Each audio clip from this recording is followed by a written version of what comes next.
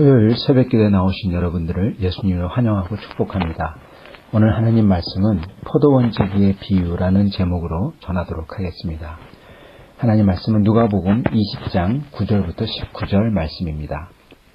이 비유로 백성에게 말씀하시되 한 사람이 포도원을 만들어 농부들에게 새로 주고 타국에 가서 오래 있다가 때가 이름에 포도원 소출 얼마를 바치게 하려고 한 종을 농부들에게 보내니 농부들이 종을 심히 때리고 거저 보내었거늘 다시 다른 종을 보내니 그도 심히 때리고 능욕하고 거저 보내었거늘 다시 세 번째 종을 보내니 이도 상하게 하고 내쫓은지라. 포도원 주인이 생각하되 어찌할꼬 내 사랑하는 아들을 보내리니 저희가 혹 그는 공경하리라 하였더니 농부들이 그를 보고 서로 의논하여 가로되 이는 상속자니 죽이고 그 유업을 우리의 것으로 만들자 하고 포도원 밖에 내어 쫓아 죽였느니라. 그런즉 포도원 주인이 이 사람들을 어떻게 하겠느뇨?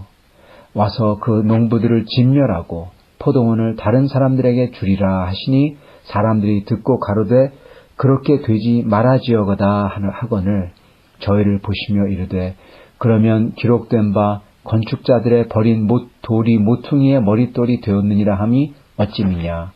무릇 이 돌 위에 떨어지는 자는 깨어지겠고 이 돌이 사람 위에 떨어지면 저로 가루를 만들어 흩으리라 하시니라. 서기관들과 대제사장들이 예수의 이 비유는 자기들을 가리켜 말씀하신 줄 알고 즉시 잡고자 하되 백성을 두려워하더라. 아멘.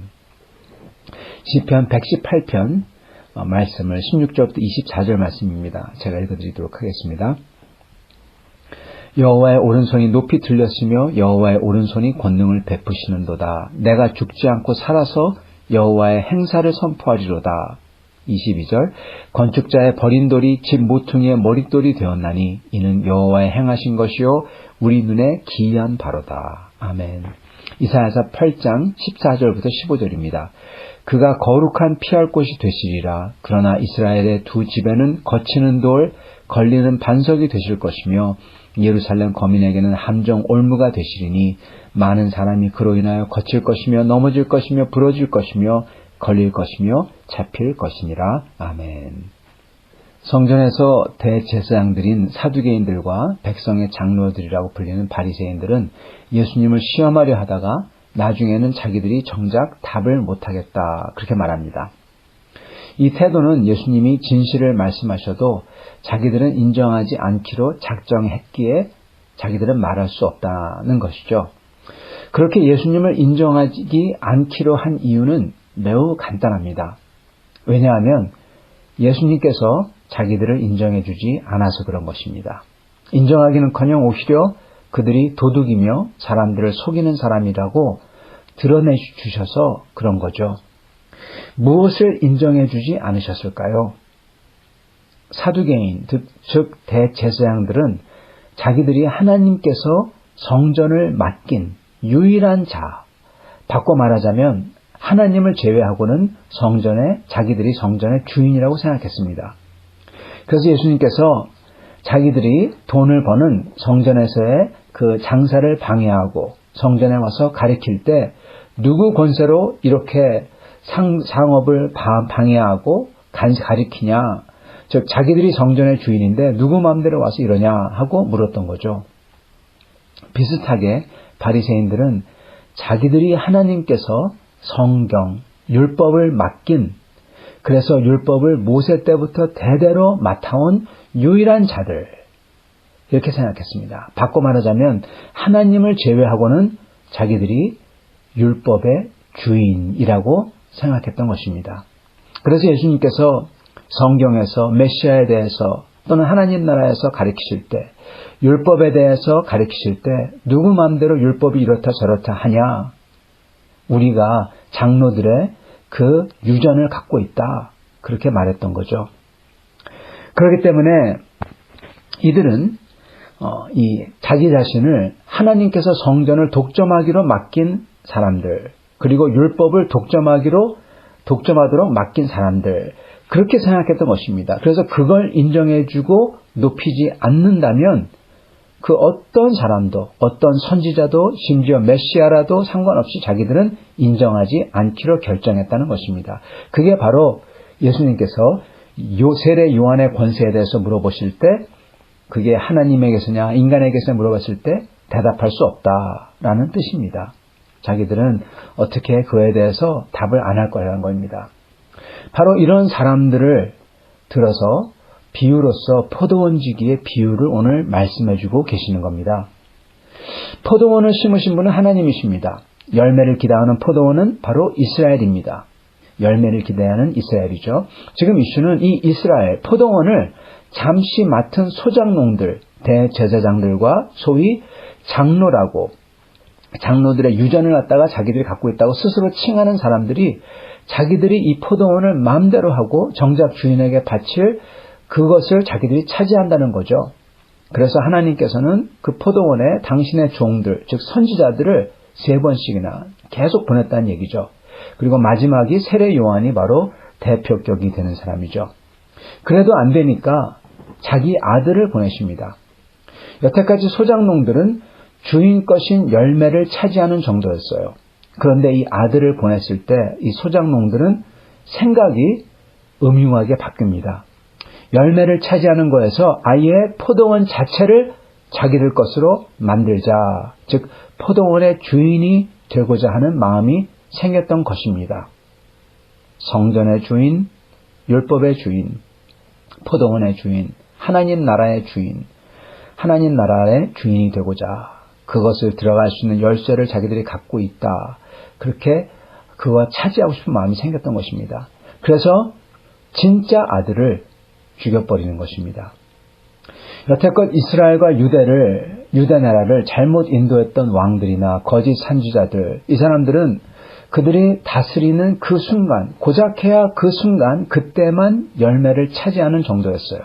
그러나 지금 이 사두개인들과 바리새인들은 영영이 자기들을 주인으로 세우는 시스템을, 즉 성경과 율법 자체의 해석 방법을 세웠다는 것입니다.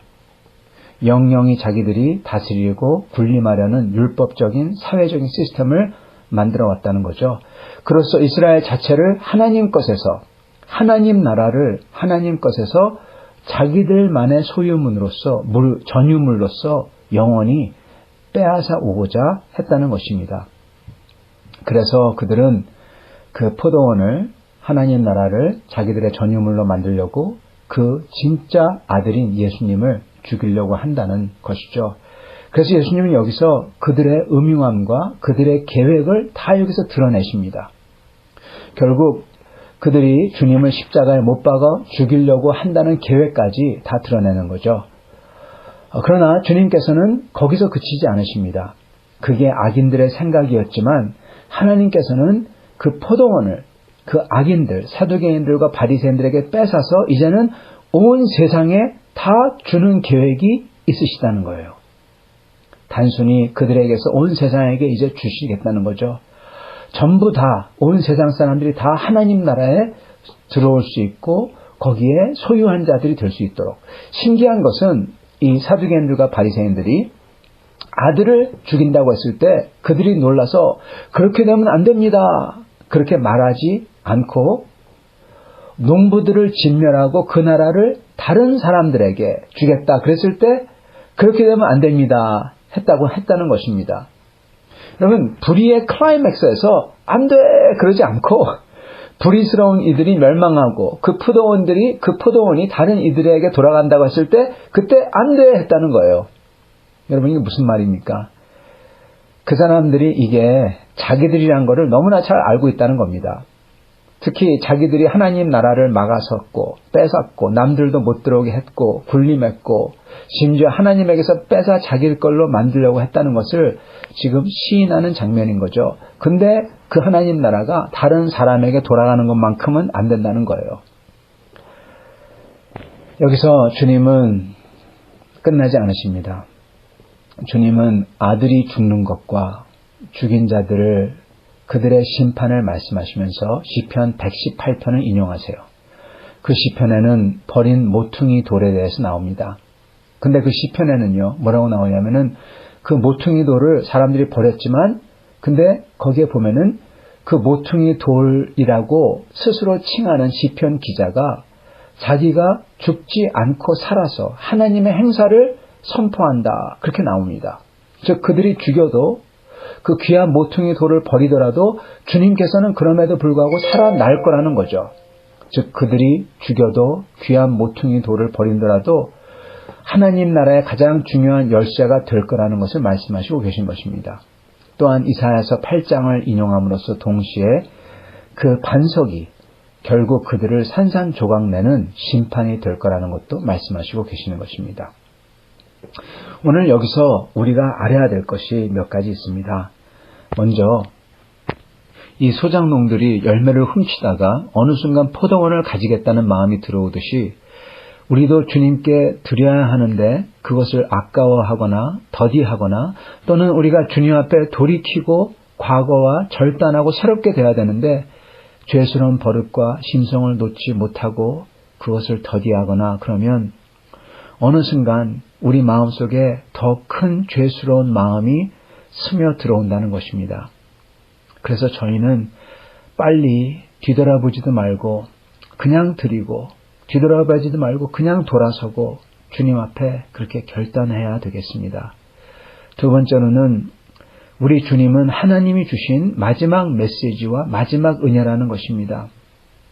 저희가 아무리 염려되더라도 주님께 드리고 맡기지 못하면 아무리 죄를 지었더라도 저희가 주님 앞에서 돌이키지 않으면 안 된다는 겁니다. 그러면은 주님을 거스르는 자들은 주님께 부딪힐 수밖에 없고 그러면 산산조각 난다는 겁니다. 그러나 세 번째로 정말로 감격스러운 것은 우리 주님께서는 연약한 믿음과 연약한 헌신을 가진 자들, 심지어 주님을 3번이나 부인했던 큰 죄를 지고 실패를 했던 베드로, 그런 사람들을 불쌍히 여겨주시고 용서해 주시고 다시금 재기시켜 주신다는 것입니다. 저희가 만약에 다시금 주님 앞에 울며 돌아오기만 한다면 사실은 지금 주님께서는 이 비유를 말씀해 주심으로써요 마지막으로 그 대제사장들과 장로들에게 기회를 주시고 계신 거예요. 그들에게 너희들의 실체가 이렇다. 너희들의 계획이 이렇지 않냐. 그럼에도 불구하고 하나님의 그 역사는 하나님의 뜻은 이렇다.